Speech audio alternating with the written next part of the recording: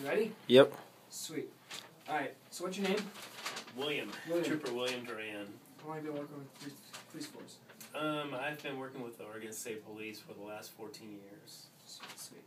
Alright, so why do you think Oregon needs a state police? I think that Oregon needs a state police because the local agencies, because of the economic situation the whole country is experiencing, has limited resources at the time, and so the Oregon State Police comes in and takes care of a lot of the highway problems that county and city agencies may not be able to take care of. Okay. And then, how do you exercise your authority in being a state officer? Like, what cases do you normally get called for, and that sort of stuff? Like, mainly traffic, or is it more than just traffic? You know, in different areas. I started out in Cape Falls, and in Cape Falls, the local agencies did not have a lot of resources to take care of their coal loads. So the Oregon State Police was called upon to assist the city agencies and the county agencies. So we were taking a lot of domestic calls, disputes. We were taking a lot of assaults. We were taking theft calls, burglaries. So we were more involved than here in Deschutes County. But even here in Deschutes County, a lot of the times, Bend PD will be really busy with some calls, so we were asked to come in and to handle some of their traffic-related calls, as well as assist with burglaries or thefts, and maybe even drug-related calls. And the same thing for the county. Gotcha. How would you put the Oregon State Troopers' history into a nutshell? It all started, I believe it was 1931 when the Oregon State Police began, and, just like any other agency, it's gone through a lot of different changes, and I think for the most part it's been looked upon as the number one agency for a lot of the time, and now with technology and everything else, a lot of the local county and city agencies are, pretty much up to par with everyone else, and it seemed to me like we were sort of trailing behind, but we're catching up slowly. Nice. Do you think the criminal justice system works, or does it need to be improved in some way? That's really tough to answer. Just like anything else, I believe that there's always room for improvement. And sometimes it works, sometimes it doesn't, but it's the best thing we have until somebody else can come up with something better. Cool.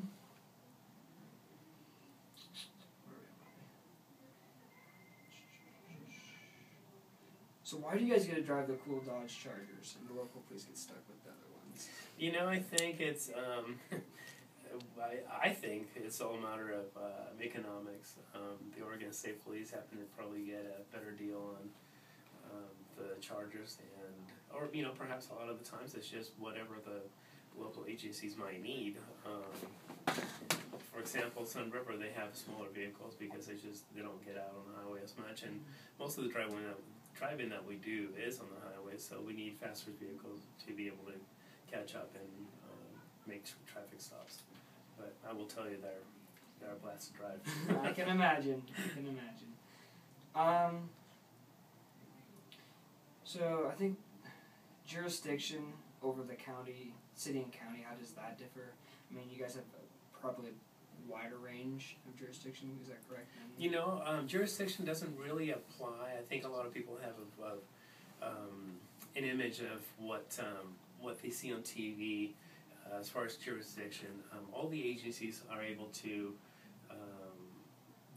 All the agencies have the same authority anywhere in the state, but a lot of the times, because of finances or regulations by their departments, city, for example, Bend PD won't be able to make an arrest in a different county or a different area in the state. For us, it's really easy. If we're traveling for training, let's say I was in Cape Falls once. Traveling to Medford, I believe, for a training, I happened to come across a traffic stop. It's for us, it's really cool. We just switch radius to a different frequency to be able to talk to our dispatch. Our dispatch is in Medford for the southern area, and then it's also in Salem for the rest, for northern and eastern Oregon. So we can talk to, we have a radio pretty much anywhere in the state to talk to, and we have the ability to arrest, to issue citations.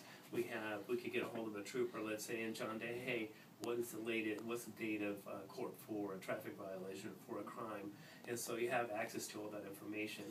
And for the most part, our local supervisors don't mind us taking action in a different county, and if we're called to go to court in that county, we just have to adjust to a working day, and it all fits in within a regular day.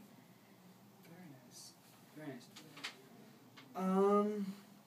Do you guys run into a lot of problems with the local police and state police, like running in, like, interference, I guess?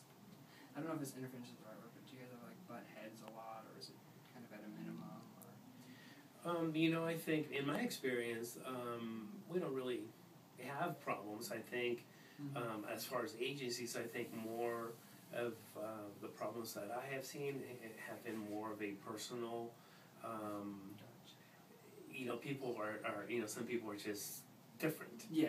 And, I happen to be, easygoing and friendly, but some people just happen to have a different perspective on authority and perhaps their agency or, their personal image. I don't know, but that's mainly what I've seen personally. But for the most part, everybody is out there to get the same job done, and I haven't really seen too many problems. Every once in a while, you just, you go help out, and you're like, what the hell is wrong with this guy? Yeah, totally. But I think it's more of a personal or a personality issue more than agency. Gotcha. And then how does your training differ than, like, the city police? My training is, it's funny that you bring that up. When I first came on back in 1999, and for several years before that and after that, the Oregon State Police had their own training facility. Our training was very much like U.S. Army military basic training, where you go in, you're treated as a cadet or a soldier the whole time, and during the day you have classes about criminal law or traffic law or different things that are law enforcement related, and but the whole time it is very, very paramilitaristic. Compared to the city and the county, there was more relaxed. It was 2 people per room type of lodging, and we had about 20 people per room. So it was bunks and lockers. It was very, very just like the military, and the local county and city were able to go home every weekend. We had to stay there for so many weekends in a row. So it was really different in that way, that it was very strict, very militaristic. But now, probably about 5-7 years ago, because of funding, the Oregon State Police and city and county have one place where everybody goes to get the training. And even now, the state police will have an extra couple of weeks or so to sort of instill that militaristic attitude on the state police troopers or troopers that are to be. Cool. 2 more questions here. Where do you see the future of the state police going? The future is really uncertain, and once again, it comes down to finances. Every couple of years we tend to see things differently, and money cutbacks and people cutbacks. So it's really hard to say. I wish that we're still here 10 years down the road, at least until I retire. But, Yes. But it's really hard to say. Okay. And last one is, what do you think about just recently with all the gun stuff in the news? What do you think about gun control or lack of it, or what are your views on that?